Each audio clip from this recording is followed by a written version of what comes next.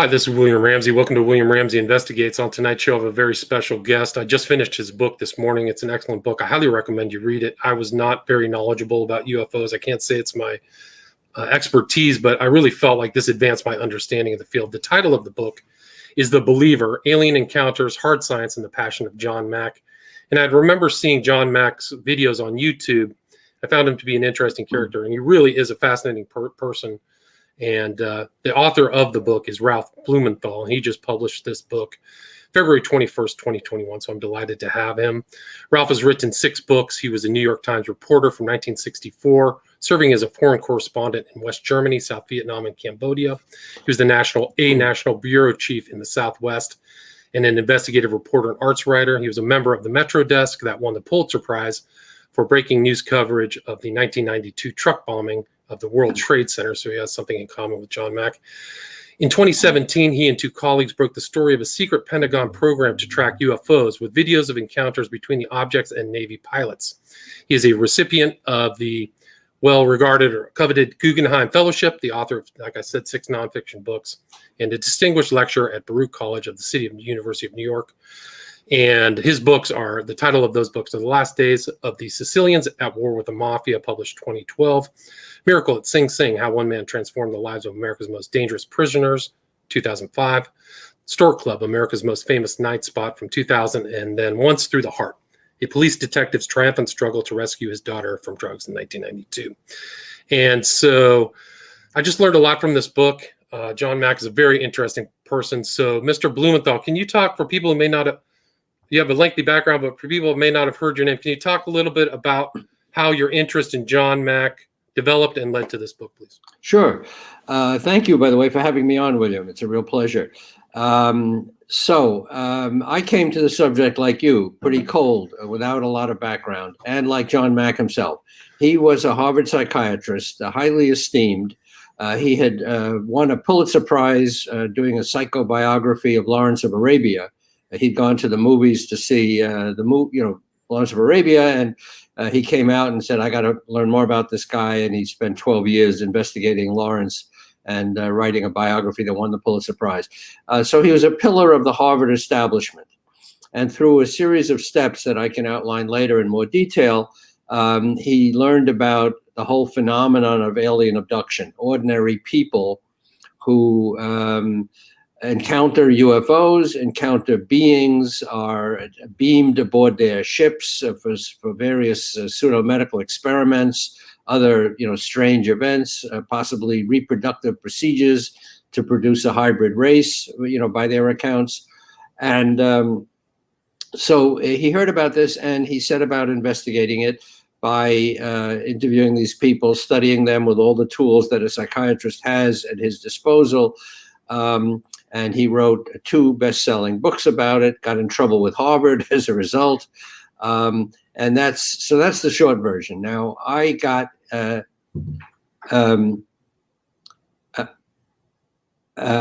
involved because I came across one of his books. I was a correspondent in Texas for the New York Times. And in 2004, I picked up his second book, Passport to the Cosmos, which talked about his research.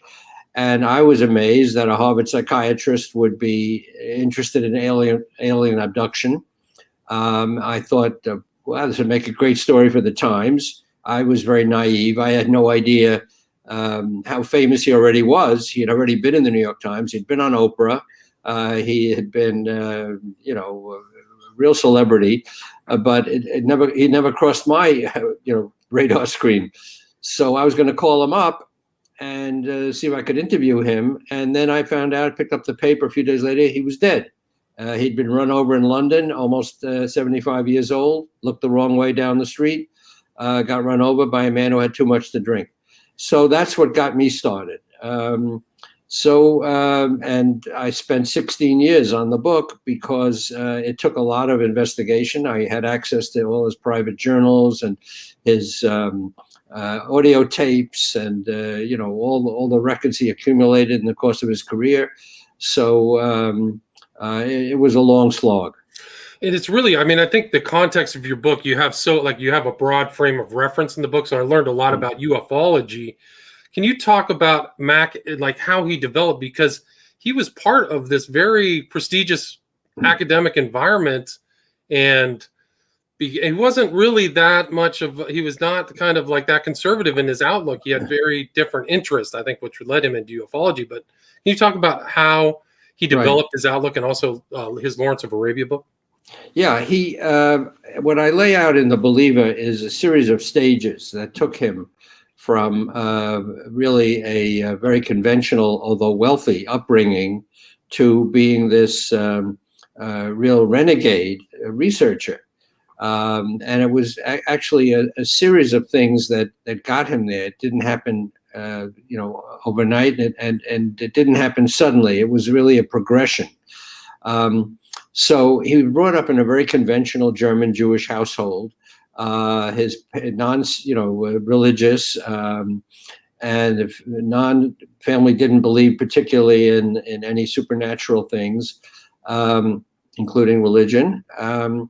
And when he went to Harvard to study medicine, he went early into psychiatry because this is a very important part of his story. He lost his mother at 8.5 months old. His mother died of appendicitis, and penicillin had been invented but not yet in general use, so they couldn't save her. So he was very traumatized by the loss of his mother. His father remarried pretty soon, a woman with her own sort of tragic story, but it became John Mack's stepmother. But he always felt something missing in his life. So that's the first thing you have to know about him, that he was searching his whole life for something lost, something missing. And he found it, he thought, in this search for intelligent life in the universe, that there was something, beyond the ordinary. So the series of steps were, at Harvard, he became very interested in social justice. He worked to bring mental health care to Cambridge, which was then Cambridge Hospital was a downtrodden, part of Boston. He brought mental health services there. He demonstrated against nuclear weapons. He thought, as a doctor, nuclear weapons would eventually kill off, humanity if they weren't controlled. So he was arrested in Nevada demonstrating against nuclear weapons with his family, with his wife and 3 sons. Then, as I said, he wrote the book on Lawrence, and suddenly that made him an expert in the Middle East. So you'll notice that all these things I've described until now had nothing to do with UFOs, right? Right. So he went through the Middle East trying to bring peace to the Arabs and Israelis. He met with Yasser Arafat, and he kind of mixed with a lot of different people.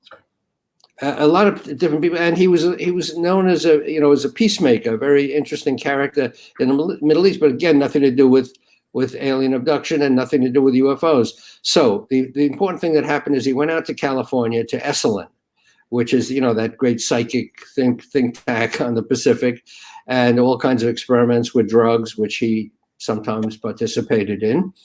And he got interested in something called holotropic breathing, which was a way of controlling your breathing to bring you into elevated states of consciousness. It's sort of like drugs without drugs. So he practiced this breathing discipline, and he found he was taken back to his childhood. He felt himself being born in the womb, coming out, his mother turning blue. He thought he felt he was in a previous life as a Russian peasant in medieval Russia. His son was being decapitated by the Mongols, and he came out and said, "Wow, this is amazing." And as he said later, that opened up his psyche, and the UFOs flew in. It's a great line, right? And it's interesting because as a very kind of conventional psychiatrist at this prestigious university, he had kind of a new agey element to his personality, that he was kind of a seeker, and he was with Werner Erhard, Est, and he was really willing to look into those things. He was, and I should mention, of course, that he was very good looking. He was tall, bright blue eyes, cobalt eyes, kind of a leathery skin, rugged, physique, rugged complexion. Women and men were drawn to him. He was very charismatic, which helped. And he wasn't concerned much about, whether he would lose friends, by pursuing the strange path. He had a lot of confidence. So that's something, important to know about him. So at one of these breathing sessions, he encountered a fellow psychiatrist who told him stories about a patient of hers who seemed to have been abducted or had an abduction experience. And John Mack had read a book that somebody gave him at one of these sessions about abduction. So he was a little bit prepared, but he was very skeptical. And when this fellow psychiatrist said, I have a friend who's, studying this stuff. He's an artist. He hypnotizes people. Would you like to meet him? And John Mack said, hell no, it's too crazy for me. So he was not set up for it. He was still sort of resisting this. But then, as I say in the book, one of those very strange things that happened in life, he found himself in New York. He decided to give this guy a call. The guy was Bud Hopkins, who's a famous name in ufology and alien abduction. He was an artist who got interested because he once spotted a UFO, and he decided to investigate. And he wrote a book long before John Mack ever got involved on missing time, on how people who are, who encounter UFOs and alien beings suddenly find they've missed a few hours they can't account for, and then under hypnosis the experience comes back to them that they were taken aboard a ship and they were subject to this and that. I mean, that's the story they tell. So Bud Hopkins knew this stuff. John Mack didn't. John Mack went out to visit him. He was in New York. Bud Hopkins was in New York, and Bud Hopkins gave him a bunch of letters from people who had stories like this, and said, you're the psychiatrist. You look at these letters and see what you think. So the short, version is he looked at the letters and he was blown away, as we all are when we read these accounts. How could this be? This is impossible. And yet these people, John Mack found, were normal in every other way. I mean, he was a psychiatrist, so he knew when people were crazy. He knew when people were deluded or making up stories or trying to hoax him, except once he was hoaxed. That's a separate story. But basically, he said these stories are too authentic and real to be completely fabricated. So that's what got him started. And I mean, from the beginning, he kind of knew he was in kind of murky waters. Like he was going to have to. I think he anticipated he was going to have trouble. Maybe what happened to him, not the totality of that, but I mean, I think that from his background too, people thought, questioned his sanity, right? Yeah, I mean, one of the things I say in the book is at the very end, when they had a memorial service for him, one of his friends stood up in the church and said, John's last words were, tell them I'm not crazy. And nobody ever thought he was crazy. I mean, they thought, maybe he was definitely naive. He was over enthusiastic. He was passionate, as the subtitle of the book says. He had flaws. I mean, he was not a perfect human being. He made mistakes, but he was very rigorous in his research. He was always looking for a better explanation. I mean, that's interesting to know. He didn't just accept these people's stories. He kept looking for another explanation, and he never found it. Yeah, I mean, I think that he in his view was that it's happening. He didn't really know why, but he did kind of explain like the phenomenon was real. Like he had so many different people and stories. I kind of felt like it was like the preliminary story of A Close Encounters of the Third Kind, where he was traveling around the world interviewing people from different societies, Africa, things like that. He went to the Dalai Lama, right? So right. Yeah, he did encounter this everywhere, all over the world. And so here's the thing that swayed him early on. First of all, he saw that the stories came from a wide cross-section of humanity, not just certain people. There were housewives and police officers and psychiatrists and professional people, blue-collar people, men, women, and even children as young as 2 years old. And when a little kid, barely able to talk, says, "Little man, take me up into the sky, a little man fly me in the sky. That kid is not referencing books he's read or movies he's seen. I mean, that's something the kid somehow has come up with. So that was interesting to John Mack, that everyone was basically telling a similar story, but the stories were different enough so it wasn't like everybody was reading off one script. And there was fragmentary evidence, actually. People had scars that they couldn't explain afterwards, marks on their body. In one case, it was a quadriplegic who was paralyzed. He couldn't move, and he had these scars on his body that he couldn't have inflicted himself. And there was evidence sometimes of a UFO landing outside. The grass was pushed down or trees were clipped. So all these things together, made John Mack think that the stories sort of hold up. The only problem is that nobody could prove it, but there was no other explanation. And he kind of befriended and became kind of a part of some of these experiencers' lives, and really was like that picture of Mack with Whitley Strieber and Lawrence Rockefeller was incredible to me. Like, wow. And Can you talk a little bit about how Lawrence Rockefeller was involved and Whitley Strieber was involved in his life and research? Yeah, well, Whitley was one of the first people to publish an account of alien abduction. Actually, his account was so strange that you almost couldn't call it alien abduction. And that was another aspect of this that struck John Mack, that the accounts didn't all, there was things that happened that didn't fit the conventional narrative. Not everybody was taken aboard a spaceship and, had women had their eggs removed and men contributed sperm and, they were producing a hybrid race. I mean, that's one story. But some people were never put aboard a spaceship. They just encountered strange beings. They encountered reptilian beings. Where did they come from? Giant insects. There were, different races of alien beings. There were short grays and tall doctor types. And so there were things that, just seemed totally wild. And Whitley's experience was like that. So John Mack was drawn to that. And Lawrence... please continue, sir. No, I was going to say that Lawrence Rockefeller was a billionaire. He was a great-grandson of John D., and he was known for funding anomalous research. He was very courageous in that he ventured into areas that other, prominent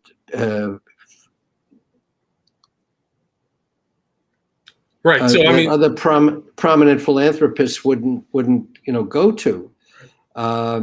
So he became a big supporter of John Mack. Actually gave him a lot of money for his research. And one of the pictures I have in my book shows Lawrence Rockefeller and Whitley Strieber together with John Mack at a conference. That's remarkable. And then Whitley Strieber wrote Communion, and there was that element in those stories, the experiencer stories, where it's almost like a religious transformative experience for some of these people. They weren't all terrified. Would you talk a little bit about that, about kind of how these people felt after it happened to them? Yeah, this is interesting because John Mack differed from Bud Hopkins and another prominent researcher, David Jacobs, who also, he was a professor at Temple University who looked first into the UFO phenomenon and later on into alien abduction. And Jacobs and Hopkins were much more tied to the idea that these aliens were, first of all, was happening in reality. It really did happen physically to these people, number one. Secondly, it was mostly a traumatic experience because the aliens were trying to take their DNA and create a hybrid race or whatever, but it was a terribly traumatic experience. John Mack found that it was traumatic, but the experiences also emerged transformed. They had more of a feeling for the earth, protecting the earth. They became more, religious in the sense that they were aware of a deity, some benign power in the universe, and they often felt transformed by these experiences. They didn't come out only terrified, but they also felt that they had a mission now to do something for the earth, for humanity. So and that was kind of controversial because some people said he was sugarcoating the experience, and he was putting his own feelings onto these experiencers. But that was a big difference between him and the others. Right, and that was one of the elements of contention was he supposedly implanting these ideas in the experiencers because he had an interest in it, or were these happening independently? Yeah. That became a big issue in hypnosis in general. Was the hypnotist projecting his or her, ideas on the subject? And there's a lot of misinformation about hypnosis. It's very mysterious, and it's not accepted in courts of law, for example, because it's just too unformed and people don't have a clear idea. But John Mack always felt that people under hypnosis were not imagining their experience. They weren't getting implanted ideas. These were too central to what had happened to them to be anything but real memories. Now, some other scientists differed somewhat, and they said that no, these experiences could be suggested to them and implanted, and they didn't actually have them necessarily, but it was the way the question was asked and the way they were led. So that's an ongoing controversy in psychiatry. Right, and you brought up the McMartin case and some of these other instances where the patient, subject, and the doctor, the interests melded, or that. But he wrote those 2 books. He was also interested. I mean, it's not just the Lawrence, but he made interesting decisions. He had your research seemed to have that all the information that he had from his therapist. He chose the Sikh psychotherapist. I thought that was an interesting element. Yeah. This is really one of the things that I'm proudest of in the book, that I got access to his therapy sessions, not all of them, but some of them. And John Mack was a compulsive saver. He saved all his drafts and everything he wrote, his journals where he recorded his most private thoughts, and the family gave me access to this material. Now, among the material were tapes of the sessions that he had with his therapist. Psychiatrists have to be analyzed more than anybody else because that's one of the requirements in psychiatry. You have to go through a long analysis. So even after he was a professional psychiatrist, he still went for analysis, and he would talk to his therapist, who was a Sikh and a very up to the minute guy, very hip and very cool. I've talked to him for the book. Gurucharan Singh Khalsa is his name. And John didn't hold anything back. He was talking to his therapist. He talked about his love life. He was interested in some other women besides his wife because he was always searching for, that missing woman in his life ever since his mother died. So he would confide his marital problems. He would confide his frustrations with his research. And it was a real window into his mind. Yeah, I mean, really fascinating stuff.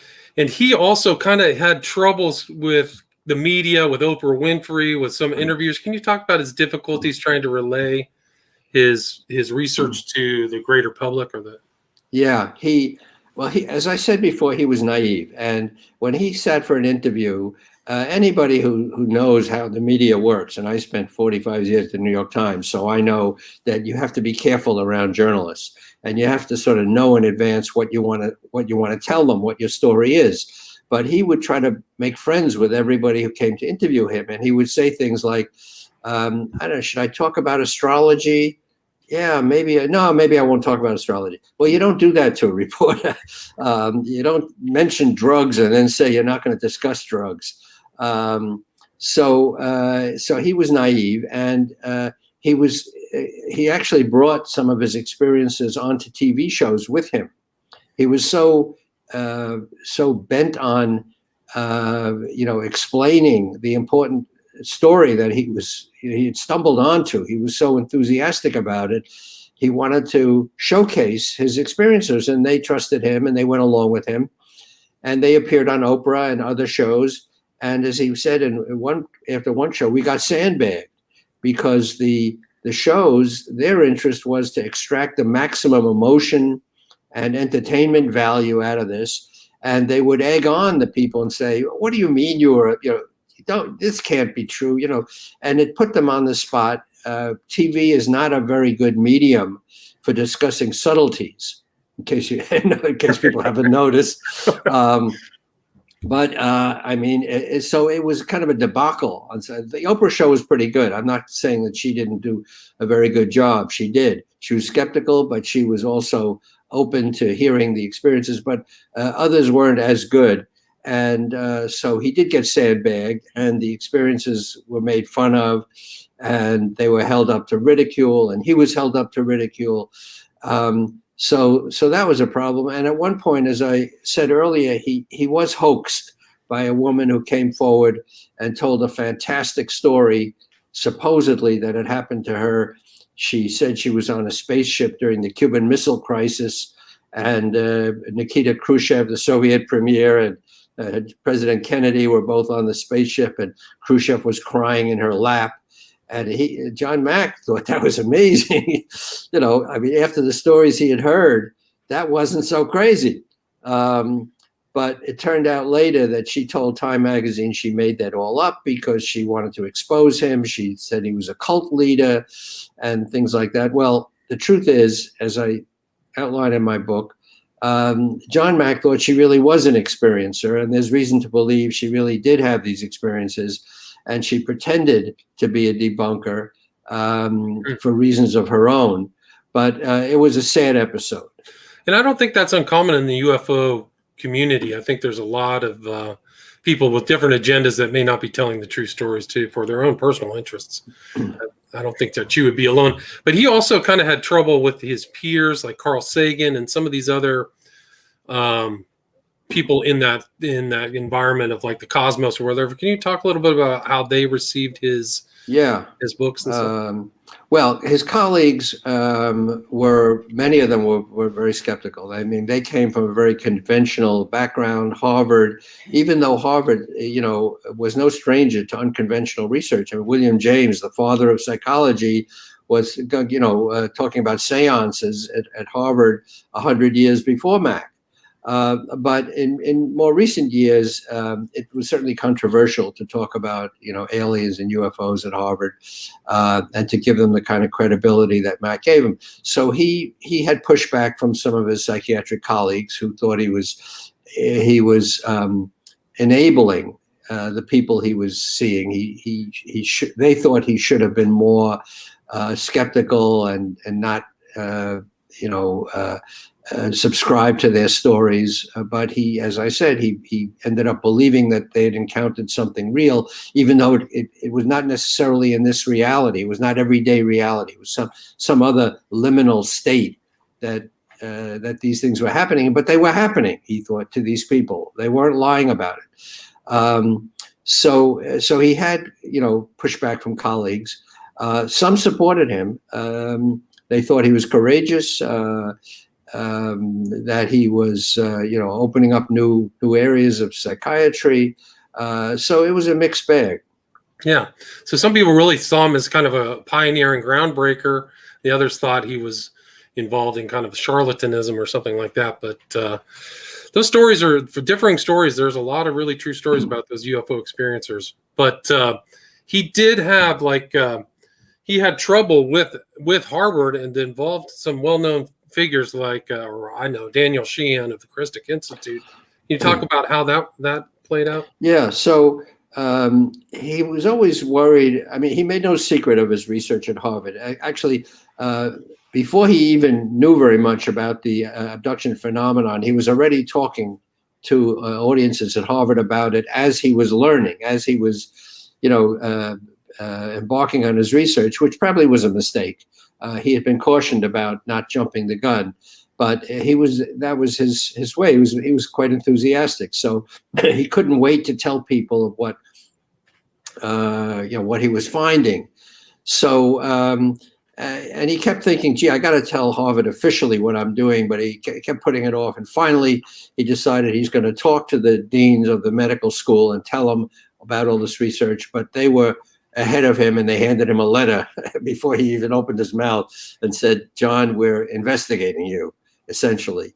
Now they said it was not an inquisition. So of course he being a psychiatrist said, "Well, why would you use a word of something that it isn't?" So it was an inquisition in his mind, and I said in the book that there's reason to consider it an inquisition. It was secret. It was designed to bring him down. It was very intrusive.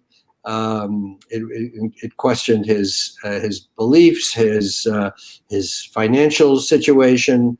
It really probed very intrusively into his life, whether he believed in UFOs, whether they were real, all these other questions. So he was under investigation for a year and a half. But when he first went in there to the committee, he thought it would just be a conversation, with his colleagues, that they would ask him questions and he would respond. He had nothing to hide. And his nephew, who was at Harvard Medical School, a physician, heard that, John, his uncle, was going into this committee without representation. He said, "You got to be out of your mind. You need defense. You can't just go in like that. You need a lawyer." So he first got a lawyer who was connected to Harvard, which was not a very good idea. Again, it was his naivete. And then he got, as you said, Danny Sheehan from the Christic Institute, a real firebrand, lawyer who he represented Karen Silkwood family and her, after she died mysteriously, their lawsuit against the plutonium, plant where she worked. He investigated the Iran-Contra arms scandal under the Reagan administration, the Ku Klux Klan. So he was one firebrand that John got as his lawyer, and the other was Eric McLeish, who had investigated the priest abuse scandal in Boston. He just come off that, and he, that was in the Boston Globe movie, the Spotlight. Right. And he was a real celebrity as well, McLeish. And there were two really hotshot firebrand lawyers, and it was just what Mack needed to fend off Harvard, because Harvard was very powerful and they had their, legal team and all of the power of Harvard. So, but he put up a very good defense. And the whole story of the investigation was never revealed, except I have the papers in my book because I got them from his archives. Harvard never issued a report, laying this all out. It was never officially, disclosed. They just put out a statement at the end saying he was basically exonerated. No legal action would be taken. But I'm happy to say that I was able to, to get the story from my book. And as I say, they found that he was a little too enthusiastic. He admitted that. He said, "Yeah, I was over emotional, maybe passionate. I should have been more careful." But he didn't do anything wrong. They found no, egregious, missteps, and basically he went on from there. Yeah, but it's interesting too, because people perceived him, at least Sheehan did, perceived him as one of these groundbreaking figures of somebody, like he put him in the place of Galileo and Darwin, people who were pushing human understanding forward. So at least that's what he wrote in his document, Sheehan did. And also, like you mentioned, William James, but also kind of other thinkers, Young, Freud, Conan Doyle. Yeah, he was, his lawyers certainly put him right up there. And John Mack always said that this is really the fourth wave of human understanding. First, the early humans thought that the sun revolved around the earth, and then they found, no, it doesn't work that way, and then they thought God just created humans, from spirit, nothing. And they said, no, it's actually a process of evolution. And then people thought that people were masters of their own mind. They ruled their impulses. And then Freud came along and said, actually, no, you're really a victim of your darker impulses and your secret yearnings and all these things that are going on, churning around in rain. And then the last frontier, Mack said, was, we're alone in the universe. We're the only intelligent life in the universe. And now we're finding, well, that's probably not true. There's billions. there's billions and billions of planets, and there's probably life of some kind elsewhere in the universe, almost certainly. And given that the universe is 13 billion years old, probably life has had a chance to evolve in some very complex forms in other places. So that's, what he said was the progression. And people like Danny Sheehan said, well, that puts John Mack up there with Galileo and Darwin and Freud, which is very flattering to him. Yeah, and I mean that's what sets him apart is really just this very prestigious, accomplished academic venturing into this. Really is, I think, important for people because they can get a well-seasoned, intelligent, experienced psychiatrist to look into it. I mean, it gives the whole environment credibility when there's a lot of. I mean, I think it's you even mentioned in the books like a lot of kooks and myth making and things like that. Well, it's a good point you make, William. He was just the right man for the job because he was a towering intellect. If somebody with half his ability had been in the same spot, I don't think he would have been able to carry the argument as well. But Mack, for example, he had written a very good book on nightmares. So later on, people came and said, well, these people, they're just suffering a nightmare. He said, listen, I know nightmare. I studied nightmares. He was an expert in nightmares. He was an expert in childhood development. He had written about a book about a teenager who committed suicide. He had written a book about different aberrant states in psychiatry, people suffering all kinds of mental disorders. So he had covered that ground to the point where he could say, look, I'm an expert.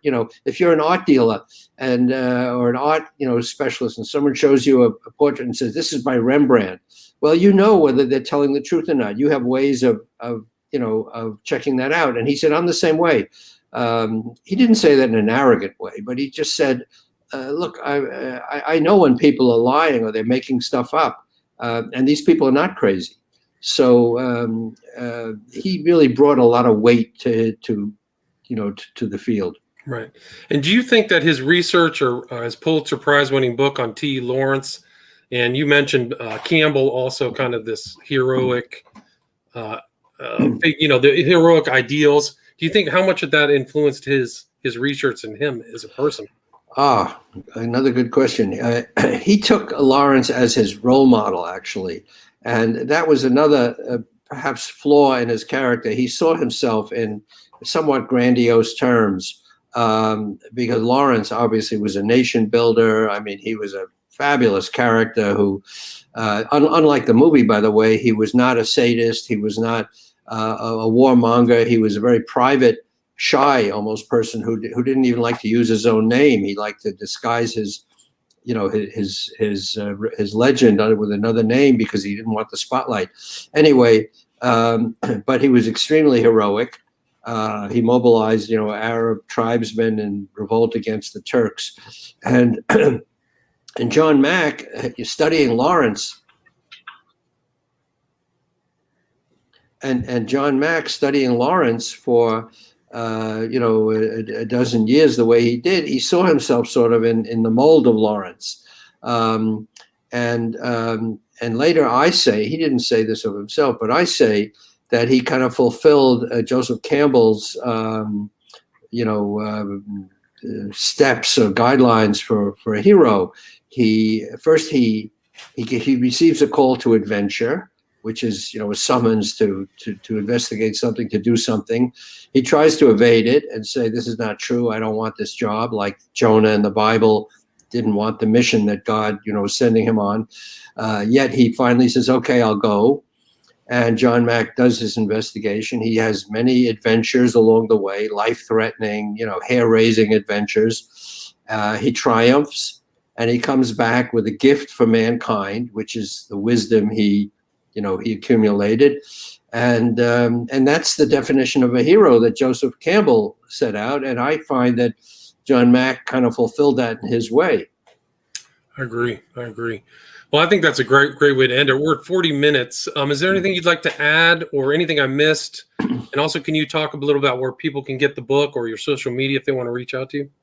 Sure. I have a webpage, www.Ralph Blumenthal, RalphBlumenthal.com, ralphblumenthal.com, which gives my bio and my other books and tells you, how to order The Believer.